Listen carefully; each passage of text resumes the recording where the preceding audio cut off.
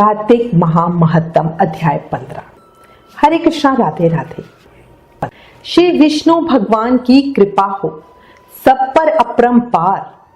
कार्तिक मास का सुनो 15वां अध्याय विस्तार। कार्तिक महत्तम की इतनी कथा सुनकर राजा पृथु कहने लगे कि हे नारद जी, आपने कार्तिक महत्तम का बड़ा उत्तम फल कहा। अब कृपा करके भगवान की पूजा का महत्तम भी कहिए। तब नारद जी कहने लगे, हे राजन, जो हंसी में भी भगवान का भजन करता है वह परम पद को प्राप्त हो जाता है, परंतु जो श्रद्धा पूर्वक भजन करता है उसका तो कहना ही क्या है।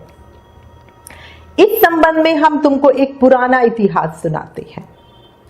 कालंदी पर्वत पर बसे दीर्घपुर नाम के नगर में अति धर्मात्मा, प्रजा को पुत्र के समान पालने वाला सुबाहु नाम का राजा राज्य करता था। उसके धर्मकेश नाम का अति दुष्ट, चोर, जुआरी, परश्रीगामी एक पुत्र था। उसकी यह दशा देखकर उसके पिता राजा सुबाहु ने उसको ताड़ना दी, परंतु वह किसी प्रकार नहीं माना।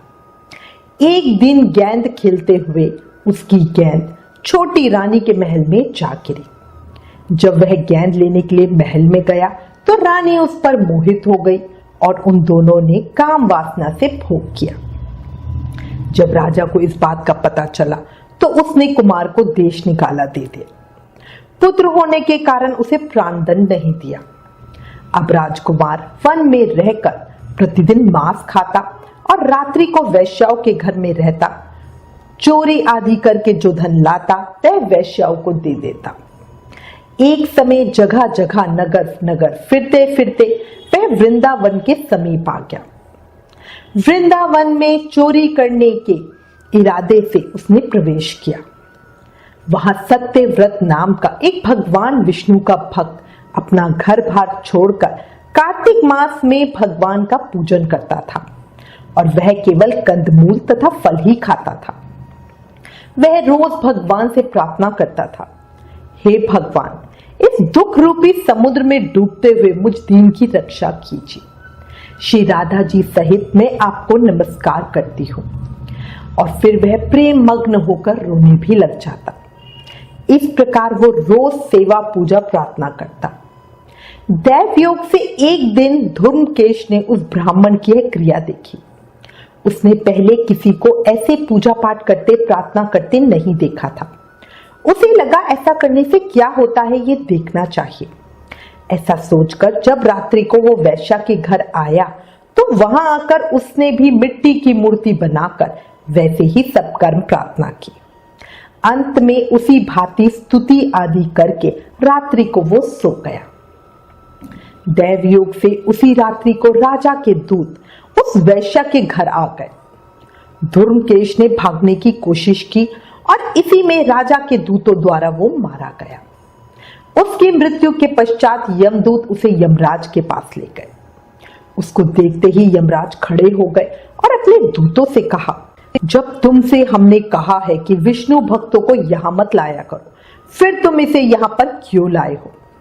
इसने चाहे अनजाने में ही या हंसी में ही कार्तिक मास का व्रत वृंदावन धाम में किया है, मगर फिर भी ये वैकुंठ जाने योग्य है। ये सुनकर धर्मकेश बहुत आश्चर्य में था। उसे ऐसा देखकर यमराज ने कहा, भगवान की भक्ति 9 प्रकार से की जाती है। उनकी कथा सुनने से राजा परीक्षित, उनका कीर्तन करने से सुखदेव, स्मरण करने से प्रहलाद, पाद सेवा से लक्ष्मी, पूजा से पृथु, वंदना से अक्रूर, दास भाव से सुग्रीव, मित्र भाव से अर्जुन, आत्मनिवेदन से राजा बलि। जिस प्रकार परम पद को प्राप्त हुए उसी प्रकार तुमने भी चाहे अनजाने में भगवान की पूजा की, मगर फिर भी तुम स्वर्ग के अधिकारी थे। मगर तुमने पूजा कार्तिक मास में की, इसलिए तुम अब वैकुंठ के अधिकारी हो गए हो। कार्तिक मास में की गई पूजा व्यर्थ नहीं जा सकती। जहां पर भगवान शालग्राम है वहां पर ही गंडकी नदी और सब तीर्थ है।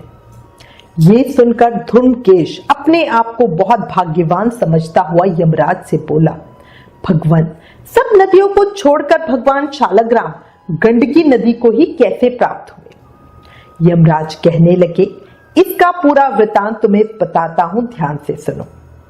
किसी समय वेदशिरा नाम के ऋषि सब लोगों के हित के लिए गंगा तट पर तपस्या कर रहे थे। उस रमणीक स्थान पर उनके तप से इंद्र अत्यंत भयभीत होता हुआ उनकी तपस्या को भंग करने के लिए मंजू घोषा नाम की एक अप्सरा को भेजा। मंजू घोषा वन में कीड़ा करती हुई अपने रूप का प्रदर्शन करके अनेक हाव भाव दिखाने लगी। उसी समय मंजू घोषा ने मुनि के चरणों को स्पर्श किया तो ऋषि के रोम खड़े हो गए। उस समय मंजू घोषा ने ऋषि को अपने वश में जानकर उनके गले में अपनी भुजाएं डाल दी।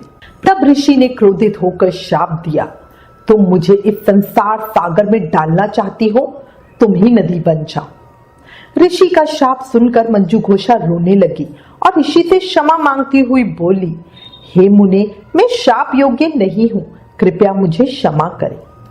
तब मुनि कहने लगे, मैंने जो श्राप तुम्हें दिया है उसे वापस तो नहीं ले सकता, पर इस शाप को आशीष में बदल सकता हूं। तुम गंडकी नदी बनोगी और जिस समय भगवान विष्णु वृंदा के श्राप से शिला रूप होंगे उस समय वे तुम में गंडकी नदी में स्थित होंगे, अतः तुम्हारा श्राप वरदान से भी श्रेष्ठ होगा। इतना कहकर यमराज बोले, हे राजकुमार, अब तुम भी विष्णु लोक को जाओ। इसके बाद धूम्रकेश सुंदर विमान में बैठकर बैकुंठ को चला गया। कार्तिक महामहत्तम अध्याय 15 समाप्त। इस अध्याय में पूजा का फल भी जाना और ये भी ज्ञान भी मिला कि शालग्राम जी की नेपाल की गंडकी नदी में ही क्यों मिलते हैं। कल कार्तिक महामहत्तम के अगले अध्याय को सुनेंगे।